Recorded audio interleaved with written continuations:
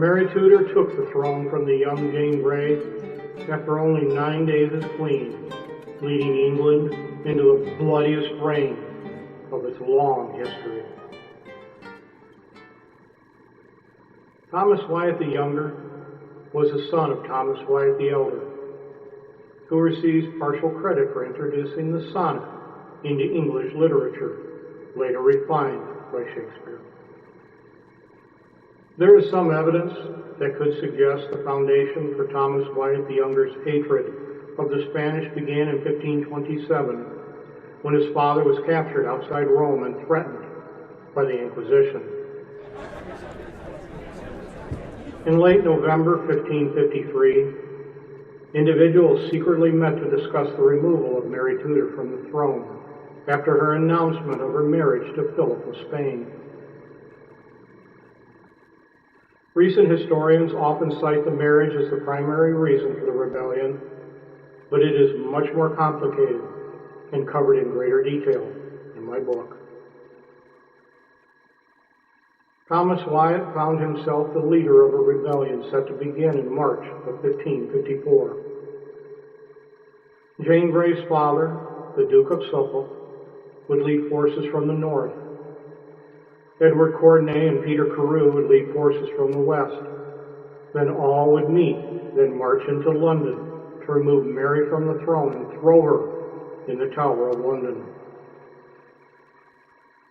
For an unknown reason, Peter Carew launched the rebellion in early January and immediately prompted Wyatt to action and assembled his army, and in late January they entered Maidstone to issue a proclamation against the Spanish-English alliance. Soon after, Wyatt and his small army arrived in Rochester and set up their artillery, as others issued proclamations in other locations in England. Mary quickly reacted and dispatched her army to stop Wyatt with 500 light coats.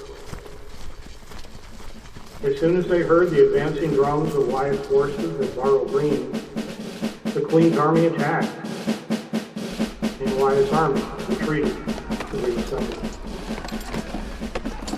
At Wortham Hill, both sides exchanged shots and arrows, wounding many, and Wyatt's forces were scattered after that skirmish, but there are no records of fatalities.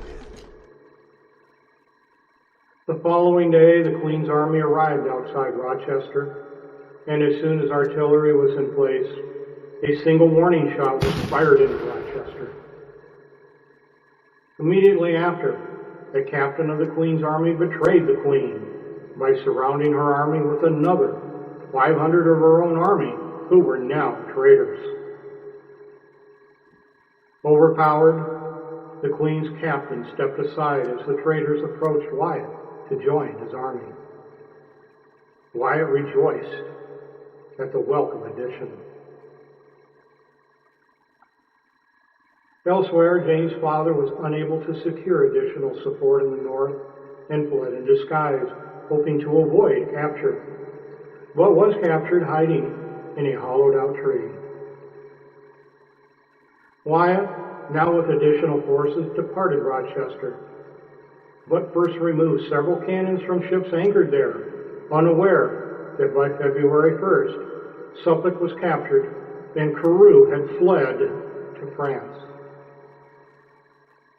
Meanwhile, Mary had rallied the citizens of London with a rousing speech.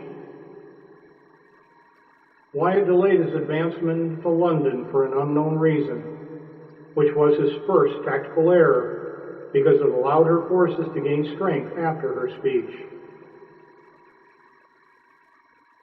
On February 3rd, Wyatt arrived at the foot of the London Bridge to find most of the bridge missing, and the following evening, by torchlight, they removed a wall from a nearby home to fill the missing section of the bridge.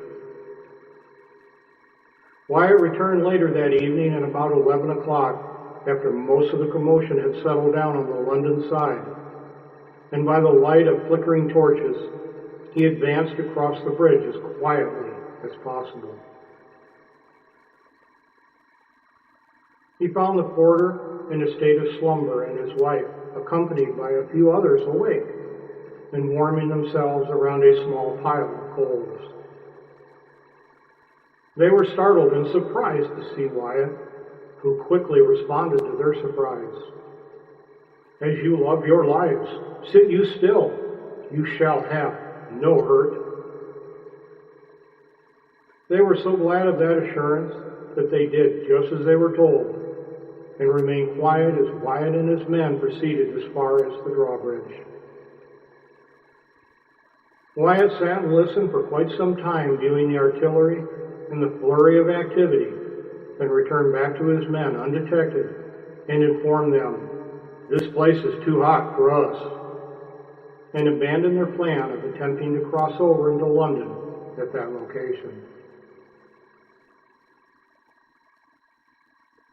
They proceeded along the Thames River, but at each bridge they found them missing, and they could not cross the Thames with their artillery, horses, and supplies without a bridge. On February 6th, with the help of an old barge they stole, Wyatt fabricated a bridge and finally crossed over at Kingston upon Thames. By that point, Wyatt lost many of his men to desertion because of hunger, cold, broken artillery cartwheels, and fearing for their lives, they deserted at the first opportunity.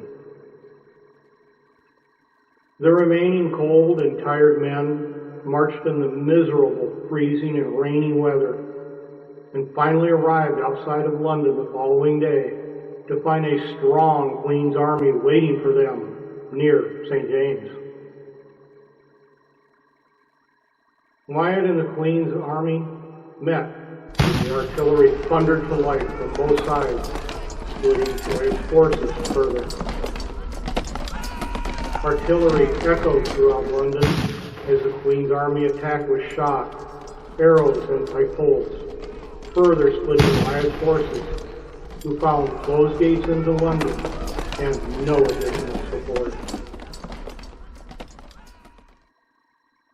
Several rare and illuminating accounts are shared in the book about the panic Wyatt's forces had caused. Having fewer than 100 men, Wyatt surrendered less than a mile from the Tower. He finally entered the city of London, not as a conqueror, but conquered. The number of executions of the rebels was in the hundreds, and history has probably recorded only about half to two-thirds of all those who suffered for their involvement in that rebellion. Many colorful accounts mention that anywhere one went, the bodies of the executed hung and smelled foul. It is understandable how Mary earned her monkeyure of Bloody Mary. It is so unfortunate that among the hundreds of brutal executions, the young and innocent Lady Jane Grey was among them, not because of her own actions, but of her father's involvement in that rebellion.